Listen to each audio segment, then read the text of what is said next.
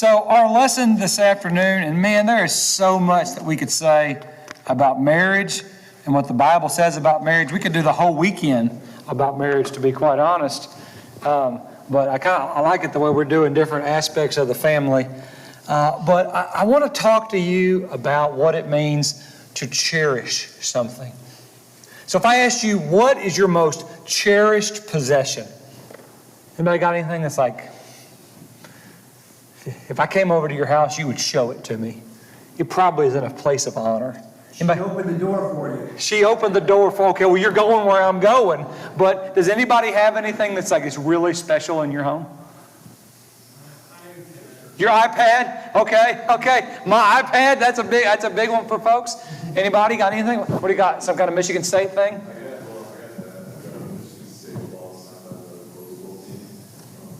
Okay, you have a Michigan State ball signed by the Rose Bowl team. So is that displayed in your home? Before you got married, it was?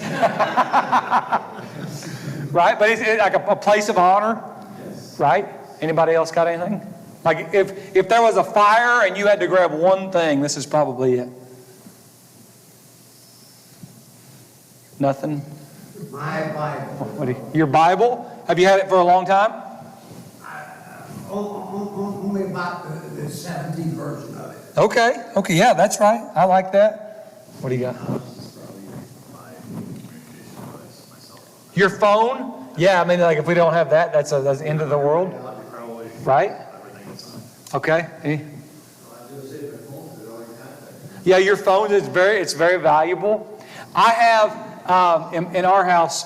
I try to think about this, about like what is like, this is something that's irreplaceable. Shell and I met at church camp when we were kids growing up, and at the church camp we were going to, you would write all sorts of. As an adult, it's graffiti, but when you're a teenager, it's just good fun. You're writing on the bunks and everything, and my wife wrote on the bunks about this big. Shelley Simmons loves West Hazel forever, and it was about yay big, and it was. If you laid down a bunk, it was right above you, okay? Because she was in love with me. You guys could, when they were changing the camp up, and everything's got to have air conditioning now, and it's just a whole different environment.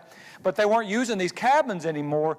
And I asked a buddy of mine. I said, "Hey, go up there, just take a skill saw, it's just a piece of plywood, right? And just cut it out." And I've got that piece of plywood framed in our living room, and it's like I could replace a lot of stuff. But I probably couldn't replace that. And if you came to my house, I would probably show it to you, right? I would probably say, I want you to look at this because this is something, this is really special, right? This is really, really cool. And sometimes people are that way about their car or their iPad or their sports memorabilia or some kind of family heirloom, right? That whole concept of this is really special, and I want to make sure it's taken care of. I want to make sure that no one is hurting it or disturbing it. I want us to think about that as it relates to our wives. And what does it mean to cherish our wives? I want my wife to know that I think she's special. I think she's probably the best wife in the whole entire world. Right? And you can fight me over that. That's fine. You probably ought to. But I want her to know that that's how I feel about her.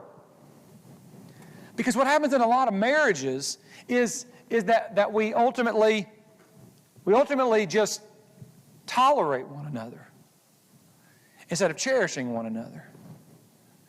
Sometimes people will talk about what it means to have a godly marriage, and they will tell me how many years they've been married. There have been some big numbers. Somebody said like 60 last year. 66 years you've been married. I mean, that's impressive, right? Anybody been married over 50? We got a couple of you guys. I mean, that's. I've been married 25 years, which is like, how old am I? That doesn't even seem. We were babies when we got married. But to understand that those are good things. But can I tell you that the fact that you've been married for 25 or 50 years doesn't mean you have a godly marriage? It doesn't mean you have a good marriage. It doesn't even mean that your marriage is what God wants it to be. It means that you've never gotten a divorce. Which is, God hates divorce. I understand that. I'm not trying to say that He wants you to get divorced. But what I'm saying is, there have been a lot of people that I've seen that have been married for a long time. I felt sorry for them. Right? Man, to be married to her, to be married to him. And so when we start talking about marriage being a blessing, all they think is, well, we put up with one another. God intends the marriage to be a lot more than that. God intends marriage to be this relationship where we cherish one another. Peter said in 1 Peter chapter 3 and verse 7, he says, husbands, live with your wives in an understanding way, showing honor to the woman as the weaker vessel, since they are heirs with you of the grace of life, so that your prayers may not be hindered. He says, I want you to engage your brain about how you're dwelling with your wife. I want you to dwell with her according to knowledge. I want you to dwell with her with some understanding as the weaker vessel. And we can have a conversation about what it means to be the weaker vessel. But can I understand that she's someone to be cherished? She's someone that has a fragility to her, and God made her that way. And God says, I want you to take care of your wife. I don't want you to dominate your wife. I don't want you to abuse your wife. I want you to honor your wife because she is that weaker vessel. You were heirs together of the life, of the grace of life. So, somebody says, I've been praying. I've been praying, and I've been praying, and I've been praying. And Paul, I'm going to tell you what, I don't feel like God's listening to my prayers. I don't feel like, my prayers like my prayers aren't getting past the ceiling. What do you say to somebody in that situation? Well, one thing you might say is, how you been treating your wife? How have you been treating your wife? Because what Peter says, if you don't treat your wife right, God's not listening to your prayers. That's what he says, right? So this idea of, I don't just want to put up with my wife. I want to cherish her. I want to put her on a pedestal. I want to make sure that she understands that she's something and someone very special to me. If we had time, you can go through the text and just compare the idea of loving someone with the idea of cherishing someone. So when the Bible talks about loving someone, a lot of times there's this focus on this commitment and the nurturing aspects of our marriage. But when it talks about cherishing focuses on an acknowledgement that we are blessed. We are just so fortunate to have this valuable person in our lives. You could do a compare and a contrast from, what's the love chapter in the Bible? 13. Yeah, that single man over there had it. He was like 1 Corinthians 13. It's amazing how many single men don't know 1 Corinthians 13. I was like, are you even trying, guys? Okay, it's the love chapter, right? But you might go through and you can compare 1 Corinthians 13 with the Song of Solomon. And you're going to talk about love in 1 Corinthians 13. But I think when you look at the Song of Solomon, you're going to see someone who cherishes their spouse. And there are places for both of these. But so often, love is about being gracious. Right? Grace is unmerited favor. I know what you deserve, but I'm going to give you something better than you deserve. There's a place for that, right? But love is patient. Love is kind. But when we talk about cherishing is about being enthusiastic. Right? Man, just to look at your loved one and say, how much more pleasing is your love than wine, and the fragrance of your perfume than any spice. You could say that to your wife, right? She would get it with the spices. It was like, man, this is great, but you are so much better. You guys feel what's going through there? It's not just about being gracious, it's about being enthusiastic. Love tends to be quiet. It does not envy. It does not boast. When you cherish someone, it's bold and it's loud. My beloved is radiant and ruddy, outstanding amongst 10,000. Have you showed your Michigan State Rose Bowl ball to maybe one other person you've probably shared that ball with in your life, right? No, you shared it with everybody. I want you to see this. Man, I've got this and you don't, and you wish you did. That's the same thing with your wife. Man, there's a lot of women out there. Can I tell you who the best one is? My wife. Nobody compares to her. She's the best looking. She's the best cook. She's the best mother. If I could have my pick, I'd pick her every single time. Love thinks with selflessness. It's not proud. It does not dishonor others. It's not self-seeking. Right? I might be tempted to honor myself, but I'm not. I'm going to honor. When we cherish someone, cherish things with praise. Your voice is sweet. Your face is lovely. Love says, I don't want bad things in your life. It doesn't delight in evil, but cherish. When we cherish someone or something, we celebrate the best in them. How beautiful are you, my darling? Oh, how beautiful. And you may be comfortable saying that, you may not be. But I'm suggesting that when it comes to your wife, that you learn to get comfortable with these things. That she needs these things. That she wants these things. That she desires these things. Love puts up with a lot. It always hopes. It always perseveres. Right? But cherish enjoys a lot. I'm not just putting up with my wife. I'm enjoying my life with my wife. His mouth is sweetness itself. He is altogether lovely. I don't want my wife saying, well, I guess I got to, the kids are gone now. I guess I got to put up with Wes for the next 30 years of my life. No, I want her saying, I can't wait when it's just me and you, babe. Man, and I love my kids, but it's going to be good when it's just the two of us. Right? Love is about commitment. To cherish is about delighting in that other person. I'm not stuck in a marriage. It's not ball and chain stuff, right? I'm glad to be in this relationship. Let me see if I went to the end of this lesson. I'm glad to be in this relationship. Take this back to Adam and Eve, if you could, on the screen there in the back. Help him take this back to Adam and Eve, if you don't mind. But because what I'm telling you is, I'm not trying to just compare and contrast. That loving and cherishing, they don't compete with each other. They complement each other. You need these things in your relationships. But what I am saying is, we don't just want marriages where we tolerate one another. Well, we're just biding time until we're out of here, and I guess we'll be together until that point because we said I do. And Jerry Reed said, and if I'd said what. If I knew that saying I do was going to mess up everything, I was going to quote Jerry Reed and it was going to be good. And do y'all know that song I'm talking about? You say anyways. Okay, that's how my mind works. But that's not what it is. I'm blessed to be married to the woman I'm married to. And I want to make sure that she knows that. So what I want us to spend our time with, I want to spend a little bit of time talking about how we can cherish our spouse. Like, you have a mission, right? One of your missions is to lead your family in family worship. Okay? Have y'all picked up on that? That's a big deal to me. Okay? If you learn anything from Wes, you need to be having daily family worship in your home.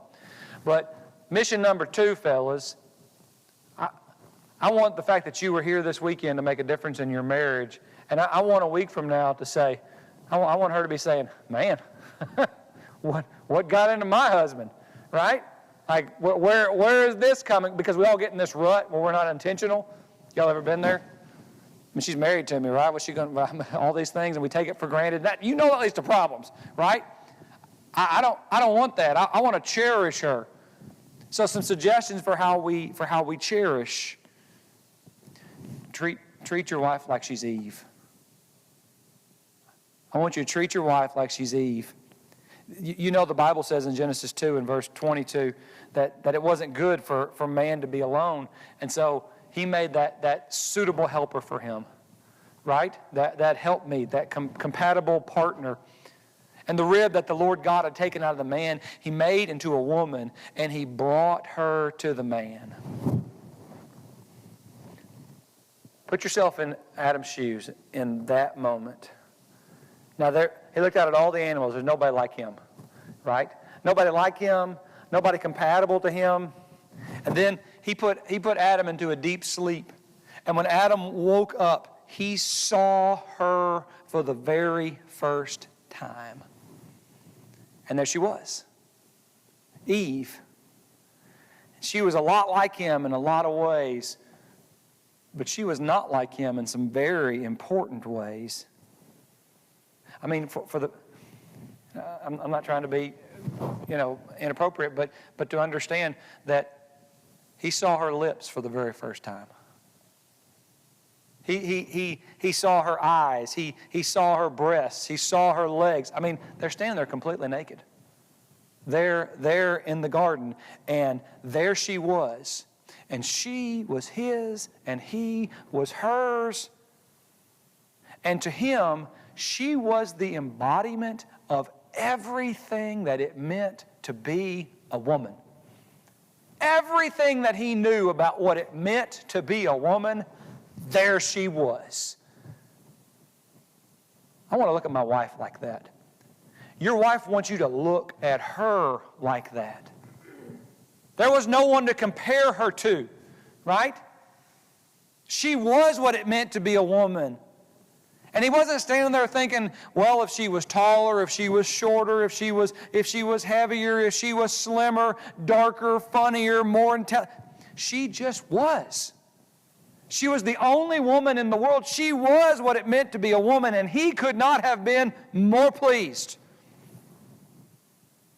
Treat your wife like she's Eve. Treat her like she's Eve. Song of Solomon 6 and verse 9, my dove, my perfect one is the only one. You guys remember when you walked down the aisle? 66 years ago, did you walk down the aisle? Okay. 66 years ago, you remember seeing your bride for the very first time? You remember that? You remember your wedding night? Really seeing her for the very first time? I remember that. That's a long time ago. But I want to hold on to that. I want her to know that I still see you in the same way. Now, she's changed and I've changed and life, I get all that, right? But as far as I'm concerned, that's what it means to be a woman. I want you to refuse to compare your wife to other women. You guys don't want your wife comparing you to other men. Do you? Shake your head. No, I do not want that. Right? Your wife does not want you comparing her to other women because what happens when we get in this comparison game, it steals our joy. It steals our joy. I can remember we were going through. When we lived in Tennessee, I had a very nice home, 3,000 square foot home. And it was white, and I had a big lawn. And my grandma was going around telling people that I lived in a mansion. Okay? And I was like, I don't live in a mansion, Grandma. And then I kind of thought about her house, and I thought, well, okay. I mean, I guess you can tell people that. But I had a problem on this way to this fine home that I own. In order to get to my home, I had to drive through a really nice neighborhood. And you want to know what I found myself doing? I found myself saying, man, what is it like to live in one of these houses? I bet it's nice to live in this neighborhood. As if I was going to some little slum down the road. Comparison stole my joy. Well, it'll do the same thing in your relationship. I want you to look at your wife like she's Eve. And she's going to look at you, well, why are you looking at me that way? Right? Good. When she says that, you know, that's my goal. And then when she says that, you tell her, man, I just love you. I just love to look at you. You are what it means to be a woman. Right? That's power. That's how you cherish your spouse. You cherish your spouse not only by treating them like Eve, but you treat them, well, you showcase them. And you guys know much about the ballet? Anybody? Paul, you know anything about ballet? Nothing. Really? Okay. Well, I didn't know anything about ballet either, but I was doing some reading about ballets, and in particular, male ballerinas. You're going to learn something about male ballerinas, okay? You don't know any male ballerinas, do you? Nobody? If you do, don't tell me. Okay, that's just kind of weird to me. But male ballerinas have a specific job in the ballet. And if you ever meet one, they're pretty. I mean, they got some guns on them, right? They're in shape and all these things. But because the job of the male ballerina is to make the female ballerina look good. That's his job. His job is to make her look good. So he's lifting her and he's doing this and that, and he's just there to showcase his wife, to make the beautiful even more beautiful. Paul said this in Philippians 2 when he talked about the mind of Christ. He said, "In humility count others more significant than yourselves. Let each of you look out not only for his own interest, but also for the interests of others." Now, we apply that verse to life, but I'm going to say, if you apply that verse to your marriage, it would change your marriage. What she needs is more important than what I want. Would that change marriages? Listen, I've done a lot of marriage counseling, and at the core of almost every marital conflict that I've been a part of, and it makes its way out in different ways, but at the core of all those things is selfishness. It's about me. And I'm neglecting her, I'm neglecting him, right? Instead of about how can I please them? How can I help them? How can I bless them? Those are good marriages. Man, whenever you get those relationships where she thinks more of him than she does of herself, and he thinks more of her than he does of himself, that's the sweet spot right there, right?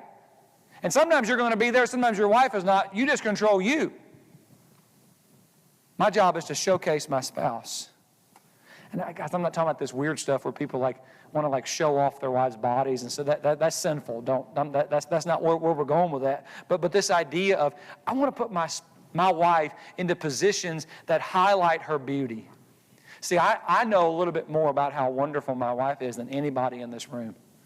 We've been married 25 years, right? I know all of the wonderful things about my wife. So I am uniquely qualified to put her into positions where she's going to shine. I'm also uniquely qualified to protect her from situations where she's not going to shine. I know her weaknesses too, right? That's the way marriage works. So this idea of I want people to see the beauty of her wisdom. Some of you got really insightful wives, right? And there may be those moments in a conversation where you just say, well, baby, what do you think about this? And she's being respectful. She's letting you guys solve the world's problems. And, you want to know what I think about it? And you're just setting her up for that. Or you're trying to show the beauty of her leadership. Man, put her in positions where she's going to be able to lead other people to the very most of your ability to do that. The beauty of hospitality. My wife is great at hospitality, but can I tell you, she's got some quirks about hospitality that if we're going to have, I don't know if your wives are like this, but my wife is definitely like this. If we're going to have 5 people over, my wife wants to buy enough stuff for 10 to 15 people. I'm like, baby, why? We don't need all of this stuff. And but she does. And but in my mind, it's like, okay, if that's what you need to take care of these people, I'll just eat leftovers but I want to do things that are going to put her in a position to shine. My job is to cherish her, right? I want to showcase my wife. See, it's not just words about what I think my wife is. I know why my wife is the greatest wife in the world, and I want to put her in position so that you get a little glimpse of it, right? I want to look at her and treat her like she is the very definition of womanhood. I want to catch bids in my marriage. It's the same verse, Philippians 2, that I'm going to think more of them than I do about myself. If you want to honor your spouse, show them that you're interested in them. As a couple comes to church and they're sitting there, and it's a man and his wife, and they're sitting here, and his buddy's sitting over here, right? His buddy's sitting over here, and the preacher, Paul's not there that day, so he's saying some funny stuff.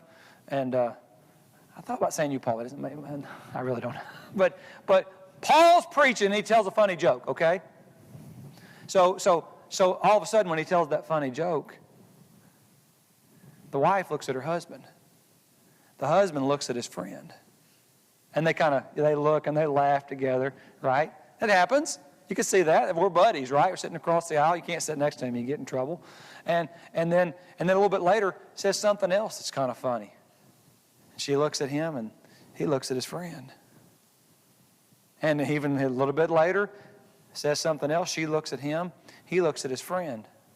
You know what's going to happen after a while? She's going to quit looking at him. But every time she looks at him, do you know what she's trying to do? She's trying to connect with him. She's trying to connect with him. He's over here connecting with his buddy. That's not a bad thing to connect with your buddy and share a laugh together, is it? No. But the problem is his wife is trying to connect with him. And it's not long before she feels unloved, uncherished. You're not really concerned about me. You're just taking these things for granted. Before long, she stops looking. Well, after a while, and he says, oh, what's wrong, baby? Like, you seem like you're mad about something. I thought Paul had a great sermon, man. I really enjoyed that. I don't know why you're in a mood, right? And he says, I don't have a clue. Well, that makes her even madder, right? I mean, she's totally frustrated. I've been trying to connect. You don't even know I'm trying to connect with you, right? She wants to share her life with you.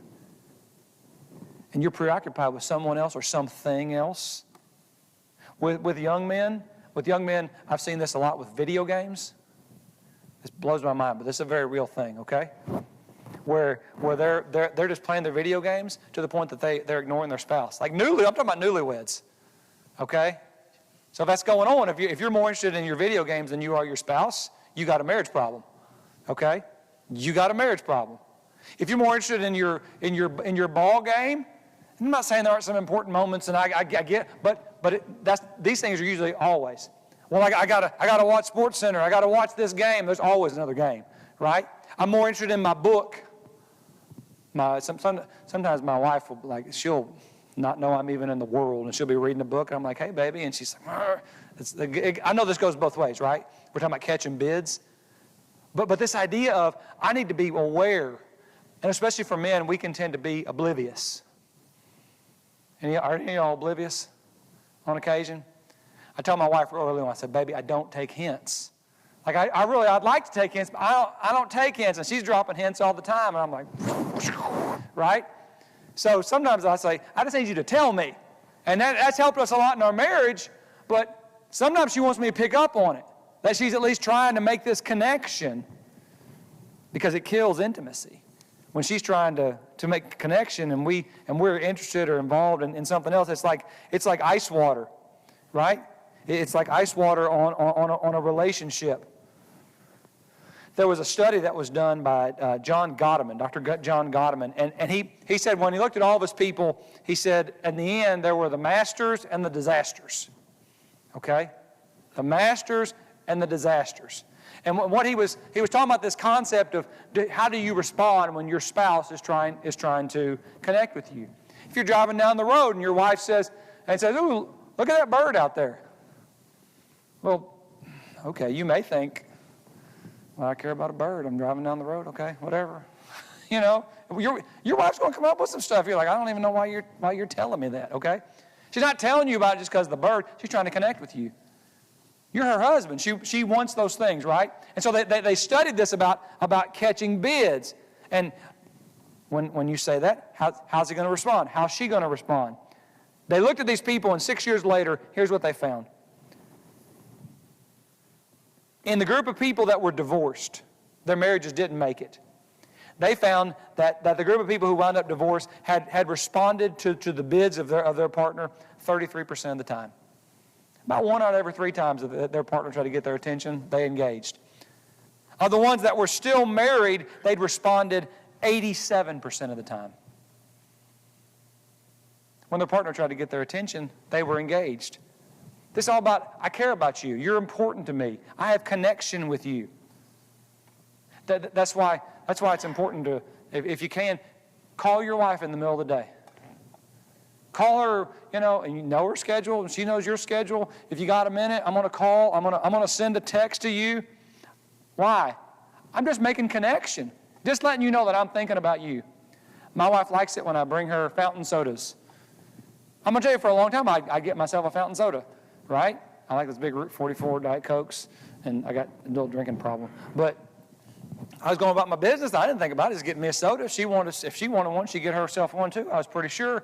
Then I figured out she really liked it. I just showed up with one for her in my hand. Oh, she didn't ask for it.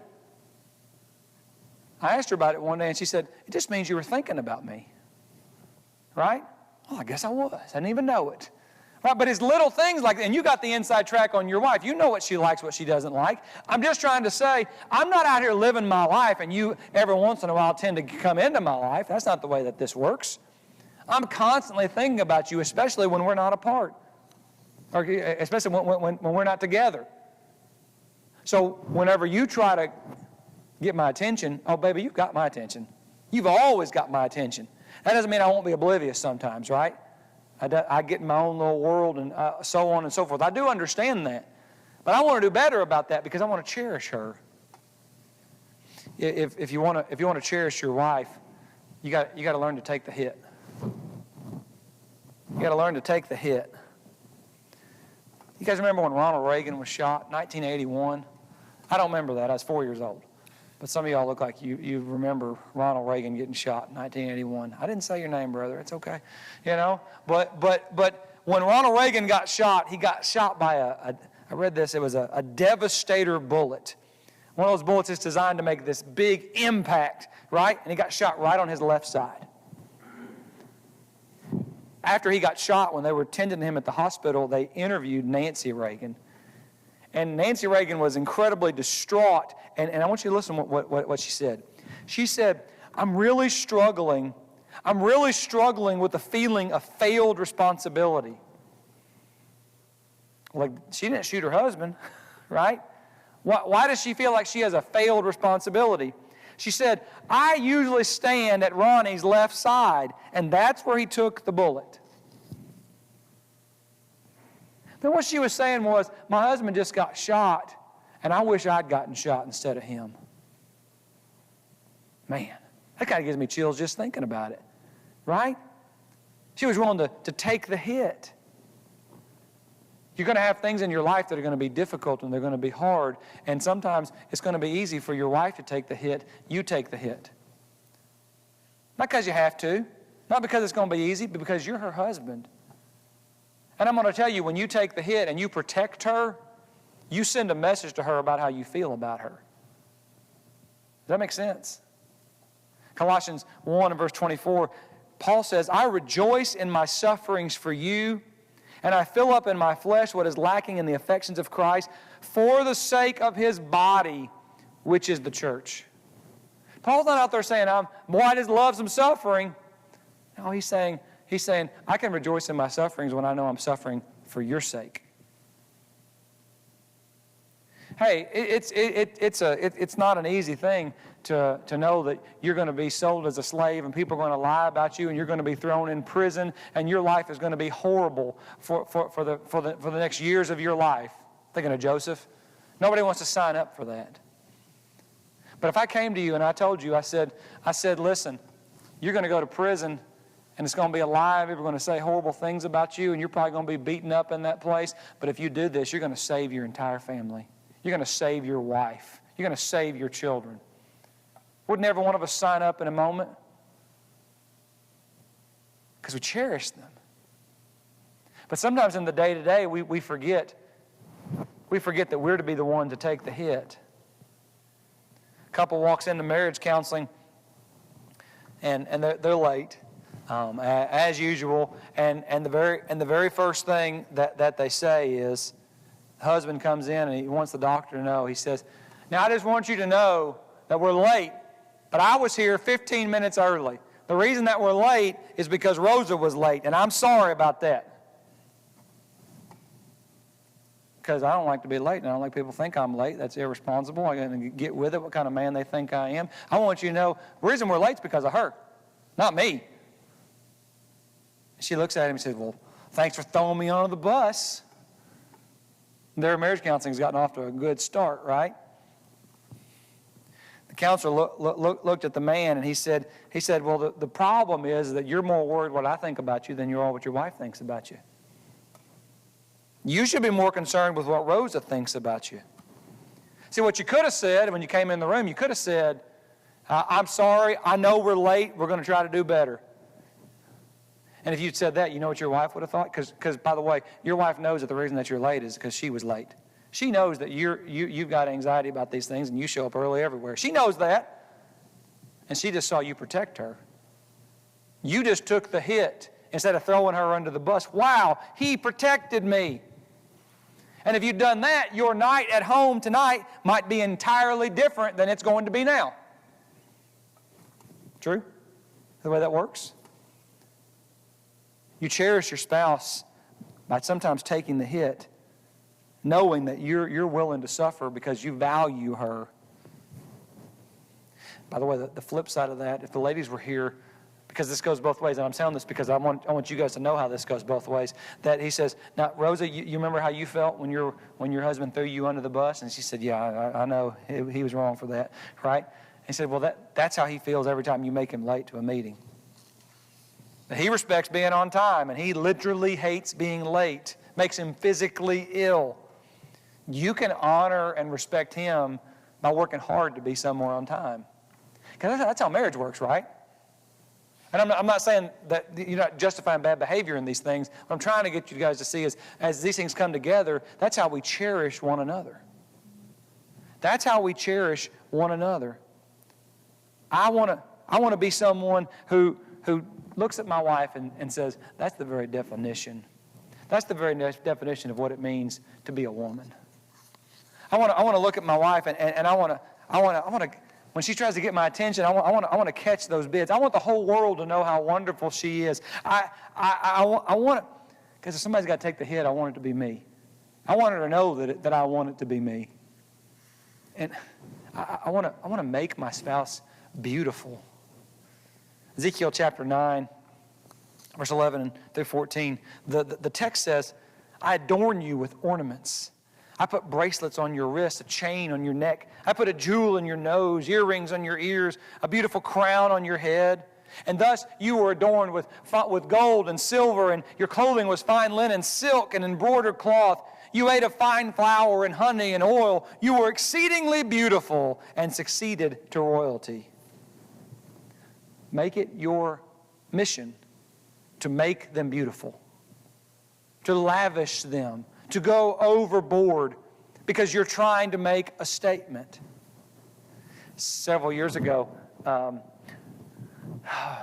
my wife bought me and my son, she bought us 2 tickets and plane tickets to go watch the Dallas Cowboys play in Dallas, Texas.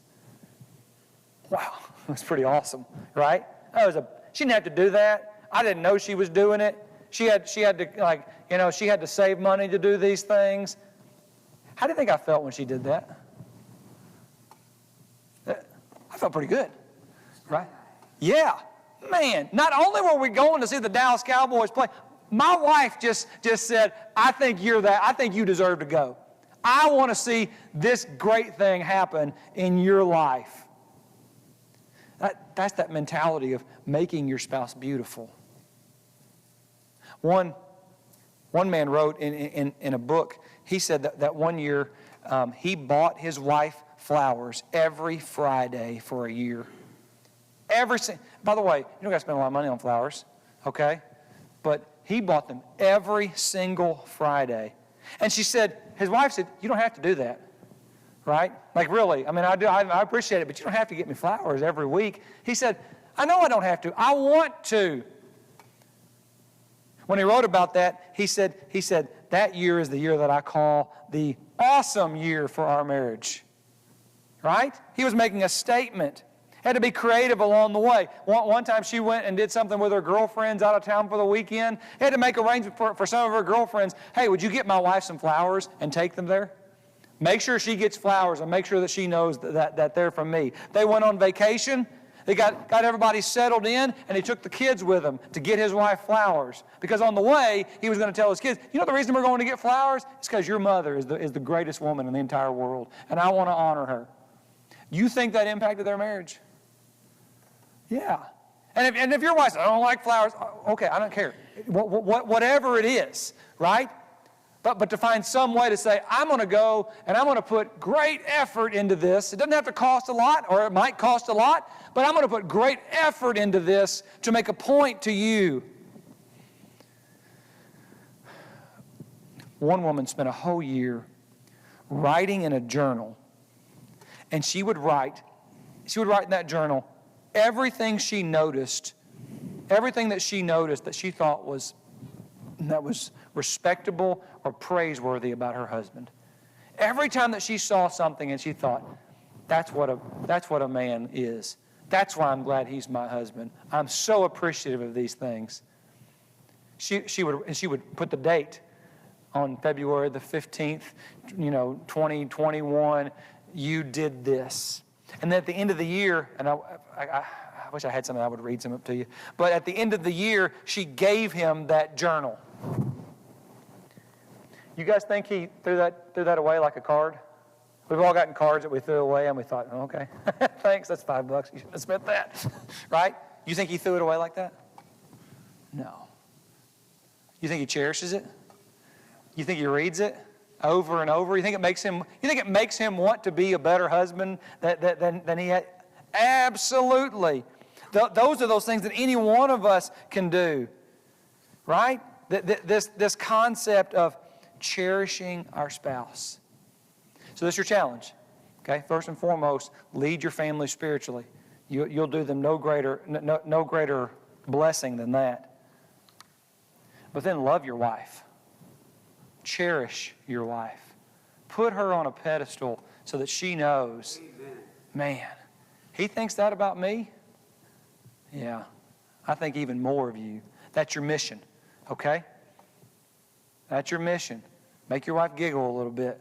I was like, I can't, boy, why are you acting like this? It's just because I want you to know what's in my heart. I know what's in your heart. You wouldn't be here if it wasn't in your heart, guys.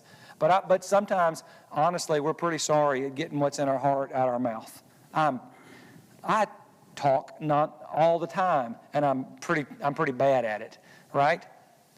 But this is about intimacy with our spouse. Show your spouse that you cherish them more than anything in the world. Okay. Thank you guys for listening. We're going to take a break. I think the ladies are still meeting down the hall, and when they get done, we'll come back for our last session. Okay? Thank you, guys. And if you got great ideas about how to show your wife that you cherish her, you guys can share that amongst yourself. I got one thing I can share. Yeah, brother. When you're tired, you had a long day, and you fall asleep, you're sleeping so hard, your wife pull up your shirt and draw a smiley face on your belly. Yeah.